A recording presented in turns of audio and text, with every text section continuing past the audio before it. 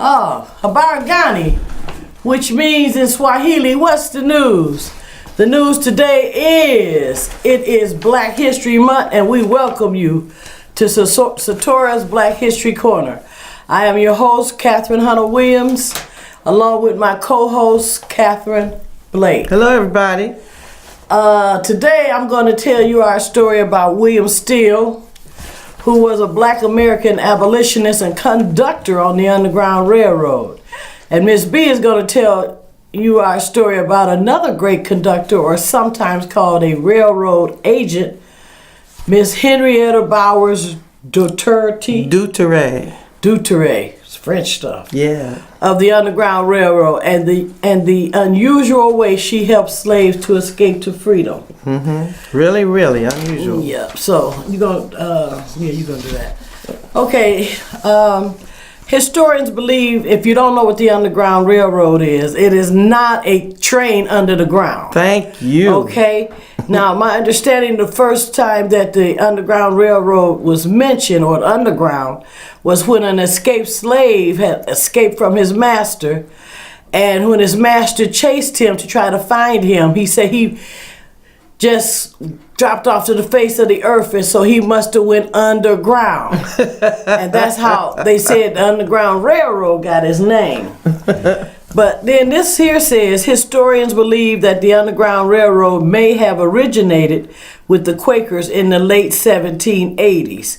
And I believe that. Mm-hmm. So it's no surprise that Quakers comprised a large portion of white Underground Railroad supporters.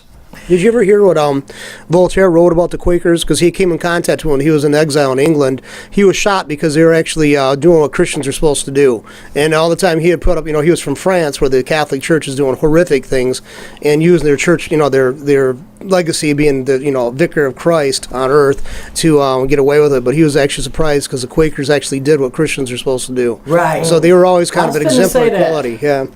Yeah, what did you say his name was? That was Voltaire that said that. Voltaire, he was the French philosopher, But he was surprised because he was very scornful of Christianity, and in particular Catholicism, but because he was educated by Jesuits. But yeah, he was surprised with the Quakers being who they exemplified what he would think Christ was supposed to be like more than anybody else. Yeah, I got a story about the Jesuits, because they owned slaves at one point in time, and they were really kind of brutal on their slaves. But that's a whole nother study or story. Anyway, white participants, even those who weren't Quakers, tend to be very religious, and included Presbyterians, Baptists, Methodists, Episcopalians. Okay, she said it. And Catholics. For them, God's law superseded man-made law. I like that. Their occupation ranged from preachers and politicians to ordinary citizens. Jacob M. Howard, a Michigan Underground Railroad supporter, who later became a Republican senator, introduced the 13th Amendment, which abolished slavery, to the Senate. Did y'all know that one? Amen. Amen. All right, Mr. William Steele. William Steele was a Black American abolitionist in Philadelphia, Pennsylvania, conductor on the Underground Railroad. And a conductor is a person that shows them which way to go on the trail, or take them like they used to. I did a program, I used to do one strong on the Underground Railroad. Like they would put them in wagons and they would call them potatoes. They had a language, a code that they used for the Underground Railroad. And they would cover them up and they would say, I got a sack of potatoes for you, and it would be slaves. So he was, that's what a conductor is. A conductor showed them where to go. Sometimes conductors, like here in Flint, Governor Josiah Beagle home was used as an Underground Railroad. Wasn't that something? And he was also a conductor. So, they just show him the trail, like from Flint to Saginaw and on and on and on up. To Detroit, and then on to Canada. Yeah. And it was in Flint, it was called Trail 6, which was from Detroit to Flint and a lot of other places in between, but to Flint, and from Flint to Saginaw, and all the way up through Michigan, and then they would come back down and go out through Port Huron to Isn't freedom. that something? Yeah, but that's what they had to do. Yeah. And they knew how to, on this Underground Railroad, that when a slave hunter or they call them slave hunters, how they would get on the trail and they would change it instantly. Mm-hmm. Yeah, so that's a good story. I'll do that next time. I Next still have time. your book. Okay. Next time I'll talk more about the Underground Railroad. If we don't get distracted with something else that y'all might not know about. Mm-hmm. But anyway, he was a conductor on the Underground Railroad, businessman, writer, historian, and a civil rights activist. He was a very busy man. Before the American Civil War, Steele was chairman of the Vigilance Committee of the Pennsylvania Anti-Slavery Society and directly aided fugitive slaves and kept records to help families reunite. Remember you talking He about kept the book? records. Yeah. Now that's something unusual. Yeah. So families could reunite. After the war, he remained an important businessman and philanthropist, as well as used his meticulous, I don't know if I said that right, meticulous Yeah. Meticulous, yeah. Yep. records to wrote an account of the underground system and experiences of many refugee slaves, entitled The Underground Railroad Record, and it was written in 1872, so you can't get one today. Wow. A Yeah. record, that's unusual. Yeah. He was born October 7, 1821 in Shangmang Township. I'm not going to tell the whole story about him. I just got some that's, I'll skip through it because I really want to get to Miss B's story. Another of William's brothers was James Steele, who was born in New Jersey in 1812. James wanted to be a doctor, but said he was not the right color to enter where such knowledge was dispensed. That somebody told him, turned him off his dream. James studied herbs and plants and apprenticed himself to a white doctor to learn medicine. He became known as the Black Doctor of the Pines. Wow. As he lived and practiced in the Pine Barren, James' son, James Thomas Steele, completed his dream, graduating from Harvard Medical School Harvard. in 1871. He kept moving on. He kept moving forward. Somebody tried to deter him. You know how they deter your dream, but he didn't. He kept doing. He studied herbs and plants and apprenticed himself to a white doctor to learn medicine. Wow. So he was steady moving toward his dream. In 1844, William Steele moved from New Jersey to Philadelphia, Pennsylvania. In 1847, he was hired as a clerk for the Pennsylvania Society for the Abolition of Slavery. Steele married Letita George. They had 4 children who survived infancy. A lot of children died back then. Yeah. They did not live back in those days. In 1847, 3 years after settling in Philadelphia, Steele began to work as a clerk. Did I just read that? Sound like I just did. No, you didn't. Yeah, it did, right there. But anyway, began working as a clerk for the Pennsylvania Anti-Slavery Society. I did just read that. When Philadelphia's abolitionists organized a vigilance committee to directly aid escaped slaves who had reached the city, Steele became its chairman.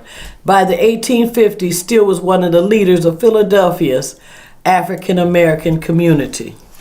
Often called the father of the Underground Railroad, Steele helped as many as 800 slaves escape to freedom. 800. He interviewed each person and kept careful records, Wow. including a brief biography and the destination for each I would love to get this book, along with any aliases adopted. He got a book? He got a book. He kept his records carefully hidden, but knew the account would be critical in aiding the future reunion of family members who became separated under slavery. Wow. Yeah, which he had learned when he aided his own brother Peter, whom he had never met before. Wow. Steele worked with other Underground Railroad agents operating in the South, including in Virginiaport, nearby Delaware and Maryland, and in many counties in southern Pennsylvania. His network to freedom also included agents in New Jersey, New York, New England, and Canada. Conductor Harriet Tubman traveled through his office with fellow passengers on several occasions during the 1850s. Steele also forged a connection with the family of John Brown and sheltered several of Brown's associates fleeing the 1859 raid on Harper Ferry. During the American Civil War, while Steele operated the post exchange at Camp William Penn, the training camp for the United States colored troops north of Philadelphia, he also opened a stove store and in 1861 bought a coal yard and operated a coal delivery business, which continued after the war. John, can you put that picture up of where he has the name of his the book? Okay. In 1867, Steele published a brief narrative of the struggle for the rights of colored people of Philadelphia in the city railway cars. What was the name of the book? The name of the book, Well, up here it says the Underground Railroad. This The Williams. Underground Railroad Records, Yep, yep. 1872. Wow, records. The Underground Railroad Lord. Records, 1872. This is a quote from William Steele. The heroism and desperate struggle that many of our people had to endure under the terrible oppression that they were under should be kept green in the memory of this and coming generations. And that's exactly what we're doing. We're keeping it in your mind. We are pushing on and keep on bringing his history to you. That's the book. Oh, he had two books. It's the Underground Railroad Records in 1872, and then he had a book called The Underground Railroad, the William Steele story. All right. All right. So if you could get any of these books somewhere, maybe at Amazon or somebody to have these, because that's pretty old books. Mm-hmm. But you can try to get it and read more about this story, because I think this is a very interesting story about the Underground Railroad and how a lot of slaves and people that helped him to escape to freedom. Wow. And most people only know about who? Harriet Tubman. Harriet Tubman. Yeah. But that's all right, folks. You are finna give us another person. Absolutely. All right. You ready to pass it on? Go ahead. Amen. This is a black abolitionist Underground Railroad agent, Henrietta Bowers Dutouré. And this is very interesting. Henrietta Smith Bowers Dutouré was the first female undertaker in the nation. She was born free in Philadelphia, Pennsylvania. She was one of 13 children born to John Byers and Henrietta Smith Bowers in July of 1817. And the Bowers family was originally from Baltimore, Maryland, but they settled in Philadelphia around 1810. Henrietta Bowers' father became the sexton of the African Episcopal Church of St. Thomas. Now, what is that? That's a Catholic, African Catholic church. I know it's the church is, but I'm talking about what is he? You said he was... He's more or less like the preacher. Oh, okay. Bowers grew up in Philadelphia in the 7th Ward, a long narrow strip in center of the city that for nearly 2 centuries was home to the city's most prominent African American neighborhood. The 7th Ward was the section where scholars and activists W.B. Du Bois lived and wrote the Philadelphia Negro, the nation's first major study of the black urban life. Henrietta Bowers was a tailor who made capes, coats, and cloaks for the city's middle and upper class. And in 1852, at the age of 35, she married Francis Dutouré, a Haitian-born... that's where that French name came from. Mm-hmm. Okay. A Haitian-born local coffin maker. So together, Henrietta and Francis had several children, but none survived infancy, like you said earlier. Yeah, they did. A Yeah. lot of them died. They did not live. Francis Duterre was the member of the Moral Reform Retreat, a local organization which supported the abolition of slavery and equal rights for women. That was pretty good back then for, yeah. After the death of her husband in 1858, Henrietta Duterre defied the gender restriction, I'm going to go again, gender restriction of her era by assuming control over her husband's business. Oh, so she did this in 1800s? Yes, ma'am. So this stuff that's come up now about women's gender and all that, they just not getting to it, but she was doing it back then. Okay. All In right. doing this, she became the first woman undertaker in the city, the first woman undertaker in the nation. The nation. Absolutely. That's the nation. that's big. That's big time. She conducted business in her own name. Yes. A surviving document donated to the Library Company of Philadelphia has this heading: to H.S. Duterre, Dr. General Furnishing Undertaker, address number 838 Lombard Street. Okay. So like her husband, Henrietta Duterre worked to abolish slavery. She became an agent of the Underground Railroad, often hiding runaways. Okay, here we go. Yeah, this is the interesting part. Very interesting. Often hiding runaways in coffins or disguising them as part of a funeral procession to ensure their safe passage through the city. Can you imagine that though? Being in a coffin. Coffin. The coffin, I would have a claustrophobia fit in it. I would be screaming, "You gotta let me breathe, I can't breathe." I know I would. Lord have mercy. But they're breathing the breath of noticing that they're going to freedom. And that was very creative of her to use her business as an undertaker and use coffins. That was and going right through the city. Yeah. Tell you, that Underground Railroad though, that's It's no joke. it's a good story. So maybe on the next program we'll bring some more up about it because it was the way it happened and how it came about and all the people that helped Right. with it. And I like, everybody knows Harriet Tubman, but I like to use somebody new. Right. So we're gonna find somebody new and talk about that. And then I Right. may talk about Flint's Underground Railroad, how it came about. Okay, she also supported the African American community through philanthropic projects. For example, she helped financially support the AME Church of St. Thomas.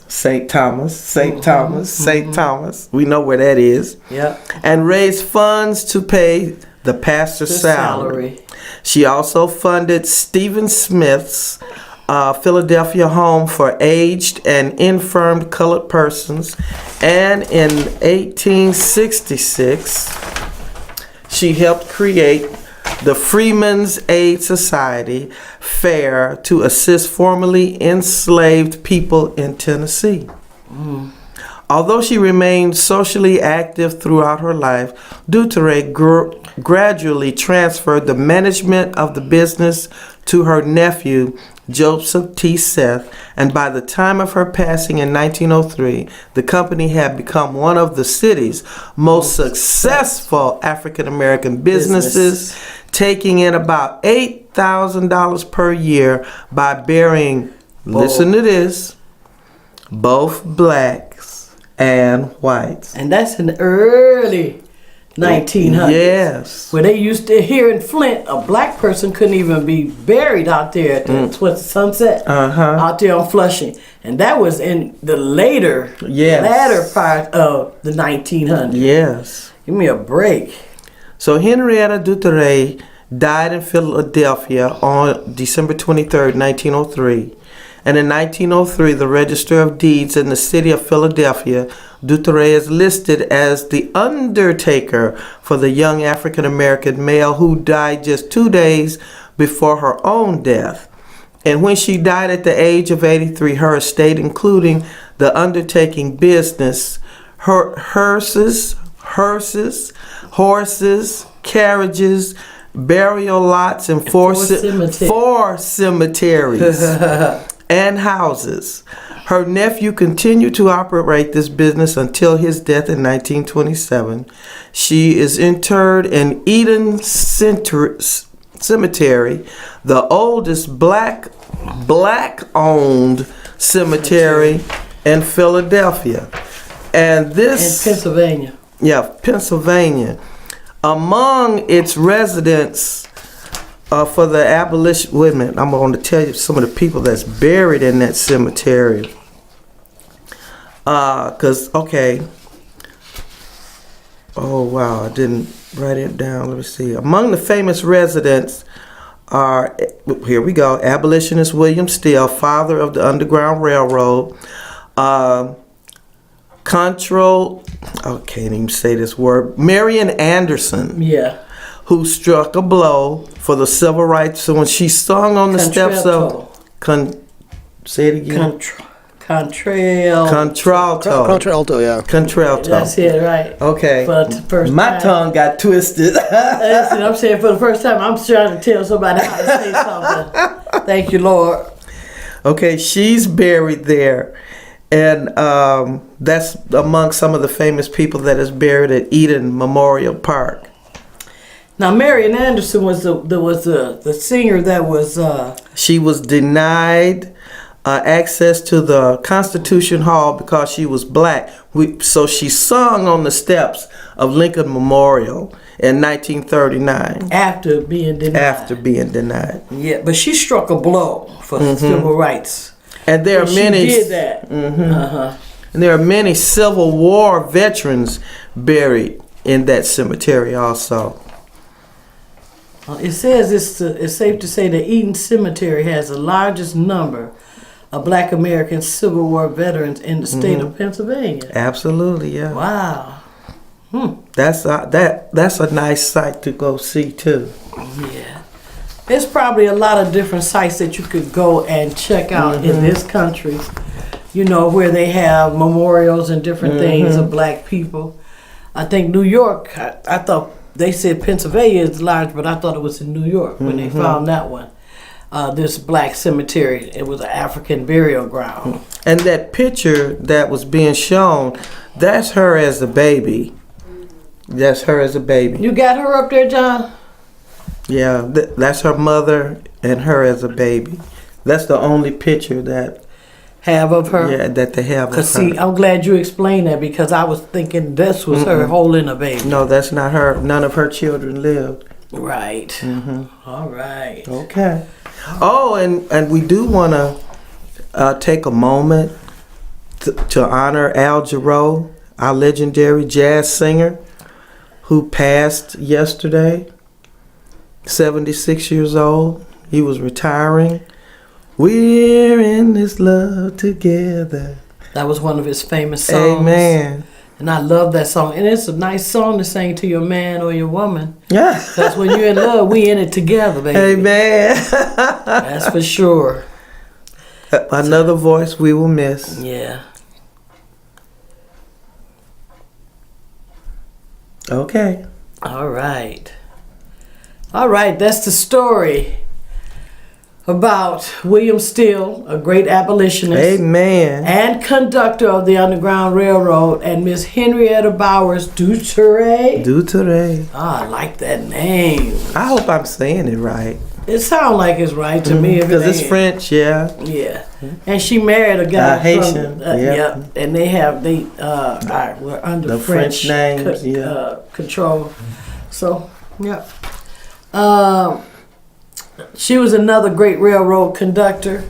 And also, if you want to get the book, if you can, it's called by William Steele, The Underground Railroad. It's still available, by the way, on Amazon. Oh, Okay. good. I looked it up, yeah. They got two different versions of it. One's pricier than the other. One's like you can get one for like less than $5. Oh. So the other one's like that's 11, me. $12. Yeah. So Okay, so it's called that's the Underground Railroad, the William Steele story, and then they have another book called is where he talked about the experiences of many refugee slaves, entitled "The Underground Railroad Records of 1872." I'm definitely gonna look it up. Okay, let me write that down. Okay. they do have the record too. Yep, it's like the Underground Railroad, a record by William Still, and that's available for $12.95.